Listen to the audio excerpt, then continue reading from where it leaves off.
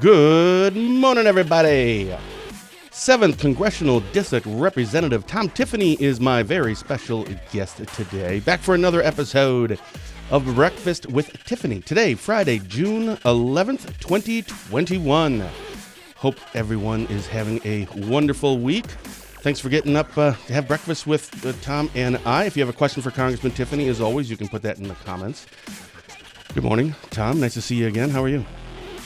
Hey, good morning. Sorry we couldn't do the show yesterday on Thursday. I was on a flight to Washington, D.C. Might have been in the news yesterday in regards to the Judiciary Committee, which I sit on. We had a hearing with the FBI Director, Christopher Wray. And so I went out to that hearing and shared some questions that I had. And so my apologies. But here we are on a Friday, and I hope you have a great weekend and everyone else. Yeah, so actually, I wanted to, mainly the only thing I had written down, I literally have one thing down for our, we call it a show flow, topics we want to discuss. I just have written down Panama, right? So I want to get to that, but tell me a little bit more about what you just did. You went to D.C. to do that, for that hearing.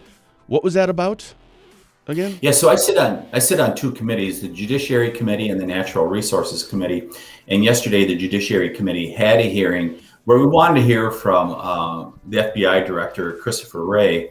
And so there were a variety of questions, a lot of questions in regards to January 6th, a lot of questions about rioting going on around the country, questions about the border, things like that. So I had two questions in particular, and one had to do with the border and what they're seeing down there. In particular, we've been seeing some people that have been interdicted at the border by the Border Patrol that have connections to countries like Yemen and Somalia, countries that is not unusual for us to, is where the terror comes from around the world. Hold on one second. You said interdicted? You always use words that I don't know. Interdicted. They stopped them. Oh, got it. Okay. All right. They stopped him. It was almost like stop and frisk. Yeah, they don't frisk him. Sure. But anyhow, they stopped him and then they interview him and find out what they're up to. And there were a couple of Yemeni men that were on the terror watch list that were stopped by the Border Patrol earlier this year. And I asked the question, what have you found out from that? And he didn't say. I mean, it's an investigation that's ongoing. He really can't say, sure. But he did say that they're quite concerned and they are having interviews with some people who are really bad guys that should not be in our country. And so had that question for him. And then I also asked him about, a lot of people don't hear about this, and my colleagues on the other side of the aisle, they talk regularly about, okay, you're having these people who are harmed because of police brutality and stuff like that. And I brought up the name Bernal Trammell. He's a black man who lived in Milwaukee, who was shot in cold blood last year. And what he was known for in Milwaukee is he would walk around with a Donald Trump shirt. And he'd stand on the corner and he'd hold up a Trump sign and actively involved in supporting President Trump, shot in cold blood. And many people think it was basically a political execution just because of his political beliefs. And I asked Secretary Wray, we hear about all these other people, and we hear from like my Democrat colleagues who are on the Judiciary Committee about particular people who were harmed, whether it was George Floyd, Breonna Taylor, and all those, and terrible loss of life in regards to those people. But Bernal Trammell is just as much a terrible loss of life. And I asked him if they are investigating it. He did not have an answer. He's going to get back to me in regards to that, because we've heard nothing in Wisconsin. We've heard crickets, both out of our Attorney General here in Wisconsin, as well as local law enforcement and the local district attorney in Milwaukee County. There's been no charges filed. And this happened last summer. And so I wanted to raise that issue. And that's why I was out there yesterday, is to do some questioning of FBI Director Wray. And there were lots of other questions that people can see they can go back to C-SPAN if they really want to see it. I wrote the name down. I'm going to have to Google it. I don't know how much I'm informed on everything that is going on, obviously. But I would have to say I'm probably more than the average person just because it's my job and I look at news everywhere, Wisconsin, nationally. I've never even heard of that name, to be honest. Yeah. Yeah. The name's Bernal, Bernell. If people want to look it up, Bernal Trammell. And people can look it up and they should find some information. I'm really hoping at some point that law enforcement, and if it takes the FBI to do it, I mean, local law enforcement really should be doing it. And Director Ray emphasized that yesterday. I mean, it's really a function of your local district attorney that they should be taking care of this, and they will step in, the FBI, if they need to, or if they're called in. But hopefully, local law enforcement, or at least the Attorney General, will deal with it at some point. Yeah. So I want to get to, obviously, the main thing that I can't wait to hear about this. As usual, and I think most people know that anytime somebody's on, we always have a little chit-chat before we go live. But I'd never really like to know everything because I want to know or learn the same time everybody else does. I follow you on Twitter and obviously on your Facebook page, and I get your what do you call it? Dang it. Your email. Tiffany Telegram. Yes. But I have purposely not read those in the last 2 weeks. So I want to know about your trip to Panama. First of all, how did this all start? I mean, before what was the reason for even going there? So just walk us through the very beginning when you said, I totally have to go to Panama. Like, nobody says that. So there must have been something for you that said, I need to go to Panama. What was that? By the way, I celebrated my 1-year anniversary in office in May. May 19th is when I was sworn in. Hey, congratulations. And so it seems longer than that. It's been a wild last year. And but the first trip that I did, Ben, after being sworn in, and it was about this time a year ago, I went down to Arizona to the southern border south of Tucson, and I got a chance to see the wall being built down there and really saw how local law enforcement was working with state and federal law enforcement to get control, to keep up or to get control of the border. And they were really having success down there. Fast forward to 2 months ago, I went down to the Rio Grande with a number of my colleagues, and we talked about that. And I saw how the numbers have increased exponentially. And what we heard from the Border Patrol, these are unprecedented numbers. And remember, unprecedented means greater than what we've seen in the past. And we've seen some times when there's been some incredible migrant surges that have happened across our southern border where people are coming into our country illegally. And the Border Patrol said this is unprecedented. But there's a couple of things that I took out of my conversations with people down there in the Rio Grande, including the Border Patrol. They said, we're seeing people from all over the world. And one of the things that we've heard regularly is, this is primarily people from Mexico and Central America that are coming in the United States. Mm-hmm. And that's not the case. And I wanted to find out. So we got connected with a reporter that's down in Panama. His name is Michael Yon, Y-O-N. He is probably the premier war correspondent, and many people won't know him because he doesn't work for the mainstream media, but he did extensive reporting in the middle of the most fierce fighting in Afghanistan, in Iraq. He was there in Hong Kong when it fell to the Chinese last year, when the Chinese, communist Chinese government was quelling the protests that were going on in Hong Kong. He gets all over the world into these hotspots, and he's in Panama. He's been there for a couple months. And we expressed some interest in going down there. And so we got it set up. And the week before Memorial Day, I went down with a couple of my staff, and he had set it up with another reporter that gets around the world, former military man, Chuck Holton. And we hooked up with them. We had an entourage of about 10 people and flew into Panama City and went down about an hour and a half south of Panama City to a place called the Darien Gap. And the Darien Gap is one of the most inhospitable places you'll find in the world. It is dense jungle. And it's right there on the border between Colombia and Panama. Mm. And that is where many of these migrants are coming from all over the world. And that's exactly what we heard, is they are coming from all over the world. In fact, I met a man from Senegal, which Senegal, of course, is West Africa, coming through the Darien Gap. And there's people coming from Bangladesh, Romania, Hungary. I mean, you name it, Somalia, they are coming from all over the world. And that's where many of them come through. So it's like a funnel, right? That's kind of where they're, So I haven't looked at a map in a while, like in terms of Panama and then Yeah. Colombia, and like last I checked, that doesn't like connect to America, right? No, Unless I'm you missing some. described it.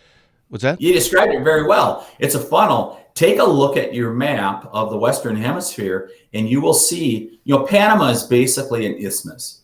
And that's exactly what happens. It is a funnel. And so they come up from South America, through Colombia primarily, because Colombia is the neighboring country with Panama. And they come through Colombia, through that Darien Gap, which is part of the Isthmus of Panama, and then they come into Panama and make their way all the way up to the United States. I refer to it as the pipeline from Panama because these people just come rolling in, and there are thousands of them coming in. Why? Why right Well, there? I mean, is it just? I mean, could you really look back? You said some, from South America. I mean, at some point, I don't know. There must be like this kind of this trek from to get to America, and then you go backwards, right? So here's the funnel right there, but then you go to the next spot. Why is it right there so important? generally, our ports have pretty good security, so it's hard to get in. You don't just take a flight from Senegal and come into, let's say New York City or something like that, and just be able to say, hey, I'm here in the United States, you're going to take me. How they've been getting in illegally is overland. And our borders have been so porous. And now, after January 20th, when Remain in Mexico was ended, the border wall construction stopped. And in particular, catch and release was started, where if you walk across the Rio Grande or any place in the southern border at this point, you basically are allowed free entry into America. And that is what's happening. So the best way is to go by land. And that's what these people are doing, is they get in the pipeline and they move their way up. And I refer to it as a pipeline because you have the Pan American Highway that starts there in the southern part of Panama. I saw the very extent of it at Yavisa in southern Panama, and in fact shot a few pictures there. And but the Pan American Highway, that's where they start and they make their way up. And so you have a variety of people. You have these international organizations, what we call non-governmental organizations, that claim some of them are humanitarian organizations. Some claim to be humanitarian organizations. You have countries like Panama who cannot handle this crush of people. And then you have others that just want to facilitate these people getting into America. And then you have the drug lords, the smugglers, coyotes, all those people that make money off from the migrants. They all, in one way or another, work together to facilitate these people going up the pipeline into America. And they all make money off from these smugglers. So the little village we went to, Bajo Chiquito, right off from in the Darien Gap, right where many of the migrants come out of the jungle, it's got a Western Union there. Sorry, I'm laughing. It's just they're everywhere, I guess. Hey, good business, I guess. Yeah. Oh, it's great business. It's great business. So let's take the story a little bit further because it was a really interesting trip. So we flew into Panama City, went about an hour and a half south to a village called Metatí, and we stayed in a motel there. And by the way, there's a migrant camp right there that the country of Panama and a non-governmental organization run there. And that's where they do an initial check of these people after they come through the jungle, if they survive. But we went from Metatí, we went and dug out canoes, about 20-foot dugout canoes that are made out of balsa trees, crude, but they work very well. Sure. The locals have used them for forever. And so some of the tribal people that had gotten connected with the reporters, Michael Yan and Chuck Holton, they took us on those canoes, and we did a 4-hour trip from Metatí up the Turquesa River to the village of Bajo Chiquito. Bajo Chiquito is just it's largely a rural agrarian village that is right there in the jungle, in the Darien Gap. And it's a fine little community of about 500 souls. And that's where we stopped to see where all these migrants were coming in. And it was stunning. one of the things the first thing that I noticed when I got out of our canoe at Bajo Chiquito was the overwhelming smell. You could smell human waste. And it isn't that the people in Bajo Chiquito are not clean people. They go down to the river that they're on, the Turquesa. They bathe regularly and all the rest. But they have thousands and thousands of migrants who are going through their village. And those migrants, when they come out, we saw so many with trench foot, some people that looked like they were about to get gangrene. I saw a woman being wheelbarrowed into a medical tent. There were one of the people that was along with me, a guy was barely able to make it out of the jungle. He gave him a piggyback ride into that medical tent to be able to get care. It is a horrible trip that these people go on, 7 to 10 days, through the Darien Gap, through the jungle, snakes, insects, disease, and people. I'm seeing estimates that 1 out of 10 people that go on that trek, that they die. But what we heard from the villagers is they said, there's always been migrants going through their village, but they said it is unprecedented now. The same thing, it was really interesting. The same words that we heard from the Border Patrol in McAllen, Texas, this is unprecedented.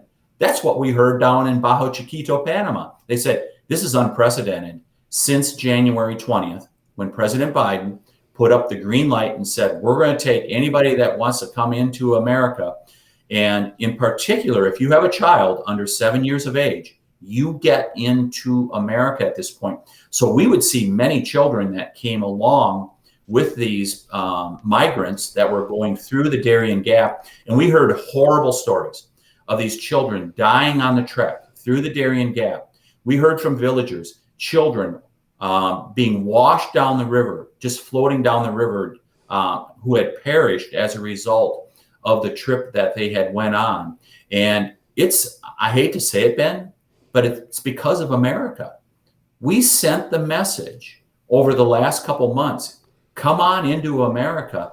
And they're hearing that around the world. Many of them do not really realize what a horrible trek this is, what an arduous journey that this is. I do want to actually stop right there and ask you that. I don't want to forget this. Obviously, what you're saying since January 20th and those 3 big takeaways or big points regarding what Biden had done. So now, obviously, more people coming in. But the ones that are getting to Panama, do they know going into this? Okay, America, yeah, but you got to get there, and there's a 1 in 10 chance or a 1 in 5 chance. Are they aware of that? And if so, that blows my mind, because that means if they know that there is a relatively good, maybe that's a strong way to say it, but there's a chance you're going to die, and it's not like a random chance. We factor that in. I also kind of now want to know, where are they coming from? Life must be pretty freaking bad if you're risking your own life. I don't know, that's just really bizarre to me to think about that. Do you think that they know that this is an extraordinarily dangerous thing and you may not make it?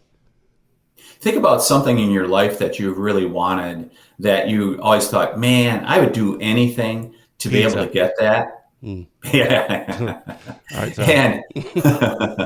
and you find out later, what's the process of getting that? Was it really worth it? I think that's what happens here. I think they have this view that if we come to America, it's going to be the land of milk and honey. And that's not the case, because we heard from the Border Patrol. They asked people in Central America, why do you come up here? Why do you, and many of them will say, we want a better life for our children. We don't want them to be at the gangs and stuff like that. And he said, well, they're going to be in gangs in America. They're going to end up in Chicago, Baltimore, places like that. And if they don't speak the language, they have a difficult time at school, whatever happens, and they kind of end up being outcasts in society because they're really not able to assimilate. Who do they turn to? They turn to the gangs, because we've all heard of MS-13, the gangs that come in from Mexico and Central America. They're here in the United States, and they're out recruiting all the time. Right. And I would assume that these are the kind of people that would. I mean, this is like a low-hanging fruit for them, right? Yep. So you have these. And so I think they have this vision of what they're coming to in America that is unrealistic in many cases. But so there were a couple things that I wanted to figure out on this trip. Was one, are there people coming from all over the world, like the Border Patrol said? Mhm. Clearly they are. We heard the stories. We saw those people that are coming in from all over the world. The other thing is, are these people, we hear regularly from the Biden administration and other people who are really for open borders. They say, these people live in horrible conditions. We have to take care of the people of the world. We should be letting them in. Sure. That's not the case with many of these people. There were a number of Haitians and Cubans that were in Bajo Chiquito the day that we were there, visiting with local people, the local elected leaders and others. And some of the Haitians that were there, they said, no, we've been living in Brazil or Peru for years. We've been making a living there, and we just want to come now because we understand that the border is open once again. So it isn't like they were in complete destitution. Now, remember, Haiti is a very poor country, and anybody that's been there, that's a tough spot to live. But many of the Haitians that are coming in, they're not living in Haiti anymore. They're in South America, in Brazil, Peru, places like that, and they're making a living. So it isn't like all these people are destitute, that they're simply seeking asylum. Mm-hmm. And so those are a couple things that were confirmed for us on that trip down to Panama. What about the Panamanian government? Is this a turn the blinds eye? Is this a, hey, man, we want to help, we want to stop? What is their point of view on this? What is their perspective? After having done this trip, I've been critical of some of the countries of Central America and Mexico. I got to tell you, and there is criticism that is warranted, but I got to tell you, who's primarily responsible for this? It's the United States of America. Sure. Think about all these people with that green light going on. As they said in the village, we always get some migrants going through, but the numbers are unprecedented right now. They've had as many as 1,000 migrants in their village. Remember, this is a village of 500 people. Think of a community here in northern Wisconsin that's a community of 500 people. If they had 1,000 migrants that showed up in their door one day, what would they do? So they do their very best to try to care for these people because they're humans, and they try to be humanitarian in their approach to these people that have just went through an awful ordeal going through the jungle of the Darien Gap. But they all they can do as the Panamanian government is move them on. So when we're doing our 4-hour canoe trip up the Turquesa River to go to Bajo Chiquito, what did we see? We saw 16 canoes just like ours, full of migrants. There are about 200 to 300 migrants, and that's going on day after day. They're just ferrying them to the migrant camp that we stayed near in Metatí, and then they're all staged there. The buses come in, and we saw them each night. There'd be 4 or 5 buses that would come into the migrant camp, and there'd be 200 to 300 people that would go up the Pan American Highway to Costa Rica. And it continues that way all the way up through Central America. They go from Panama to Costa Rica. The Costa Rican government sends them on to Nicaragua. And then it just works its way all the way up to the United States. And none of these countries, because they're small countries, they don't have the resources to be able to provide the medical care, to be able to take care of the orphans that are coming in. All they can do is move them along. And I don't blame the Panamanians for doing that. They're doing the best job they can under really bad circumstances. Well, by the way, that's why you heard the president of Guatemala. I mean, that's part of the reason he was pretty critical of the current administration when Vice President Harris was there this week. Yeah. I mean, he was pretty plain spoken. You in America are responsible for much of what is happening, and he is correct. Yeah. So obviously, you being a Republican, if there are, because of that means there are a large portion of Democrats who, no matter what you say, it's probably just a political thing. If any Democrats have heard your story or listened to this, or more likely if they do, it'll be later on. Most people watch live shows actually when they're not live. Sure. What would you say to them? Because you've brought up Biden, right? And what he has done. He took away the Trump thing, so it seemed a little political. I'm just saying it could be perceived that way. What would you tell them? How would you convince them this is not a political thing that you're doing, right? Not doing, but that this isn't a factor in it? Sure. So, first of all, it is political what I'm doing. I mean, that is what I do. I do policy, politics, and political. I mean, they all go together. True. And part of the thing that you do is you highlight concerns, public policy concerns that we have. I mean, that's my job to do that. But I point out two things. This has been going under administrations, both Democrat and Republican, for 3 decades or longer, that we've turned a blind eye to that southern border. And that's not just Democrat administrations that have been doing that. The second thing that I would say is that go talk to or see what is being written by Representative Henry Cuellar. Henry Cuellar he's a colleague of mine in the House of Representatives, and he represents a district on the Texas border. And he is talking about this regularly. In fact, I retweeted one of the messages he sent out saying, Vice President Harris and President Biden, you got to see what's going on here at the southern border. That's a Democrat that is saying that. And I believe, and I think like most Americans, we believe that we should have immigration, that we're a nation of immigrants, and that we can have immigration. But you have to do it in a way that is reasonable, that you can assimilate people in. What is happening now is we can't assimilate them. It is basically an invasion at this point. We're going to see 1 to 2 million people come in. I mean, think about it. We're going to have basically the equal number of people that are in St. Paul and Minneapolis come into this country this year. How do you assimilate them into the country, especially coming off from a pandemic, with a supply chain that is completely disrupted? You have all this stuff that's going on. It's going to be very hard for them to assimilate into our country. We need to take a much smarter approach to how we go about on border security. And there's people like Democrat Henry Cuellar that are saying exactly that, because his district is living it right now. And last I heard, they still haven't gone down. The administration still hasn't gone down to the border. At least that's the last I heard. I think Kamala went to, Vice President Harris went to, again, Guatemala. And I believe she was even asked by some reporters during that still, it's not the border. What would you attribute that to? I mean, obviously you can't speak for them unless, they've literally told you, which I don't know if you have a lot of conversations with them, but it just seems a little bizarre. And I think a lot of people are that's just weird. I mean, it's Republicans, a lot of Democrats, and even people who just don't care about politics pretty much all universally agree this is a humanitarian crisis. I kind of feel like that's something that you should be, go check it out. Yeah, for sure. I mean, I've been asked this question a few times, and, it's great that the vice president went to what they call the Northern Triangle countries, which includes Guatemala. But if she really wanted to, Vice President Harris talked about root causes. That's what we got to in Panama. We went to the Darien Gap, where we saw people that were coming into Central America from South America. We were hearing from people why they were coming to America, because the border was declared wide open on January 20th. Now, you hear from the administration sometimes that they'll say, no, the border's not open, things like that.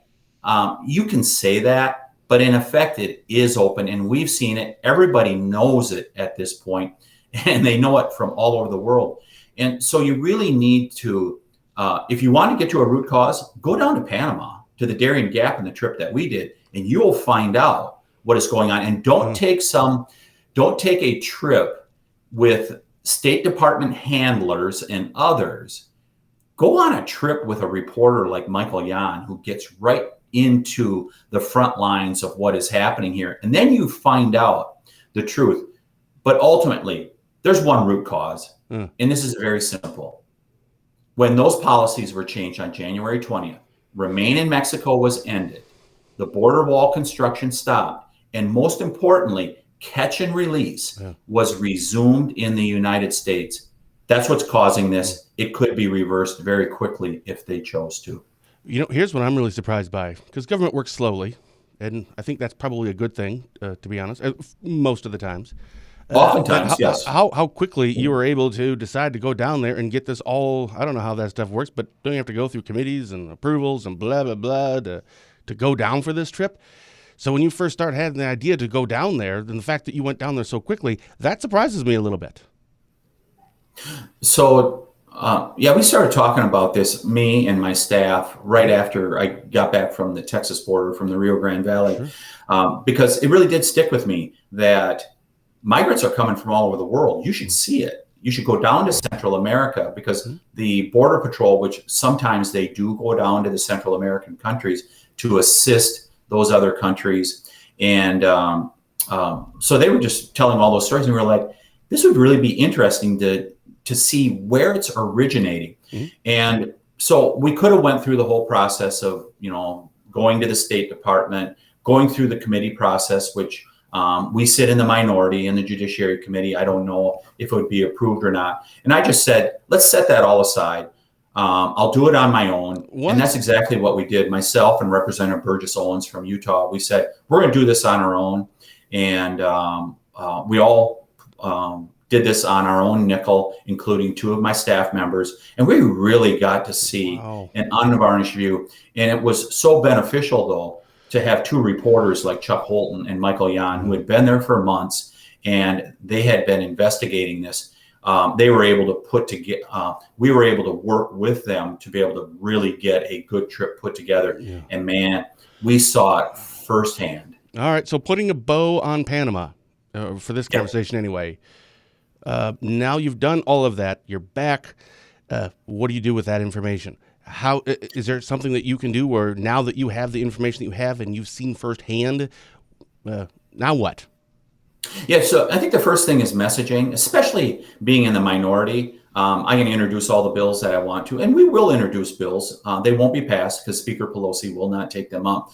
But I think the most important thing we can do is awareness and talk to people. And that's why I've been doing so much media the last week, just really telling people about what is happening here, because it gives another dimension to it for most people. But we will be working on policy proposals as we go through the rest of this year, and I'm sure into next year, because there are things that can be done. And that is what we're working on now. And I'm really hoping to be able to get some of my colleagues on both sides of the aisle to be able to work together to ultimately control our border, because it's not just good for the United States, important for the United States, but it is also important for our neighboring countries like Mexico, and the Central American countries, because they're being overrun also. And that's something I never thought about until this conversation, was you open up the border, as it were, right? As you had stated earlier. And in a weird way, I think, okay, we're trying to help. It feels good. And I'm certainly no expert on this stuff, so I'm just, outside looking in, man, that it seems like, hey, we're, humanitarians, we're helping out, and that's good. But boy, then you start thinking about now, at least after you kind of going through some of those stories about, because it is that green light on the border right now, how many people have died now trying to get to it? Now, I'm not saying I don't want to make any leaps here, but I never thought about that part of it, that aspect of it. How many people have now died trying to get here? And it just breaks my heart, dude. It just does. Yeah, and it does ours. And I know Burgess Owens, he really emphasizes that. It just tore him up to see what was going on down there. And it is exactly that, though. And that is what we should be doing as political representatives is, while policies are put in place, oftentimes that are well-intentioned, do they actually end up turning out that way? In this instance, it clearly is not. People are dying, and there's a significant number of people that are dying going on this trek, and it's because of the policy that our country has.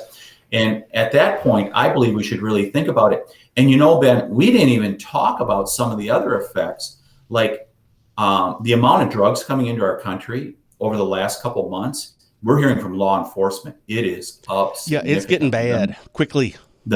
The meth and fentanyl and stuff like that. Yes, it is incredible how much more of that's coming in. And then you have the human trafficking, because what we're hearing is when they go through the Darien Gap, most of the women are sexually abused, and there's more stories coming out. In fact, Doctors Without Borders, which is truly a nonpartisan organization, I see they put something out yesterday saying that this is awful what is happening in this trek, coming through the Darien Gap, the pipeline up to America. Think about it. Coyotes, smugglers, do they care about the human cost of this? No. Of course they don't. They just want to make a buck off from these people, and they are making a buck off from these people. But the human toll, the misery that is happening as a result of this is really, it's just awful. And I just think it's so important that the story be told. And I'm really hoping that people, regardless of political stripe, are going to be able to come together and say, we got to change what we're doing currently on our southern border. Well, there's no real good way to segue, from this. But we're already a little bit past our time, which is obviously always fine. Love having you on. But I don't know, what are you up to this weekend? Now that we're doing this on a Friday morning here, plans today, this weekend, what's going on with you? Hey, we got some parades this weekend and stuff like that. And looking at Pea Soup Days in Somerset. They got their parade tomorrow. We're really looking forward to going there. But I'm also going up to a ribbon cutting today up at Saxon Harbor. I'm people that do a little fishing up on Lake Superior. That I'm sure they're familiar with Saxon Harbor. That was washed out a number of years ago. Remember, we had those big rains in the very, very far north, 10 inches of rain overnight, and it just washed so many things out, including Saxon Harbor, which is this beautiful little harbor in Iron County. And they are dedicating the reopening of it. And I'm really pleased to go up because one of the things I did when I was still in the legislature a few years ago, helping write the budget, I was able to take $1 million out of the stewardship fund to help Iron County put their portion in, because Iron County does not have a lot of money in the coffers. Saxon Harbor is so important to northern Wisconsin as a recreational point. And Iron County was having extremely difficult time finding the money for that. So we helped them out with the stewardship fund. I, in particular, helped get that money for them. So I'm really pleased to be able to go up today to celebrate with them the reopening of the new and better Saxon Harbor. Nice. And if you're into fishing on Lake Superior, no better place to kick it off from than Saxon Harbor. Yeah, not so much in the fishing or hunting. I don't like the Packers. Like, I do not belong in Northwest Wisconsin. I did go fishing. Here's a quick fishing story. Last time I went fishing, I was 16. My brother and I were in California. He was living out there, so he flew me out. I think it was for my birthday. And we were going to go deep sea fishing. So that was my gift, and my brother doesn't fish either, but we thought it'd be cool. It was on Morro Bay or something. And we're thinking, when he bought this package thing, we're going out on this boat, and like we're going to be, I don't know, getting sharks or something. Kind of find out, no. It's like 50 people that stand around the side of a boat, and they just sit on this reef. They find, fish finder, and they find them all, and you have a fishing pole with 5 hooks on it and a 1-pound weight. And they just say, release it. So you don't even cast. You just hit the button, it goes down a couple hundred feet, and then they say, okay, pull them up. And you pull it up, and you get like 5 fish. I'm like, this is fishing? This is dumb. I mean, I just go to Conamart and just buy my fish. It's not fishing. So I'll totally do trolling. I want to do that. I think that's what it's called, like for sharks and big stuff like that. Have you ever done that? I have not. We're totally doing that. I don't know where. Obviously not on Lake Superior. I don't think they have a lot of sharks, but yeah, I'll do that. So are you going to do any fishing up there? Boy, if it's offered, I might well do that. Oh. And so we'll see. I'm just hoping that hopefully the weather's going to be good. It sounds like storms are going to come through here this afternoon. Hopefully they'll be able to get it in before the storms hit. Right. Tom, thanks so much. Anything else? Hey, great to be with you, Ben. I hope everybody's enjoying summer. Hope to see people at parades, dairy breakfast, whatever you're doing. Get out and enjoy Wisconsin summer. It does not last long enough. But it is such a great time of year here in northern Wisconsin. Enjoy it. You can't beat northern Wisconsin in the summer. The winter, a little rougher, but boy, summertime sure is nice. Special thank you to our guest today, 7th Congressional District Representative Tom Tiffany, and thank you for watching. I'm Ben Dryden. Until next time, stay safe, stay positive, and as always, have a blessed day.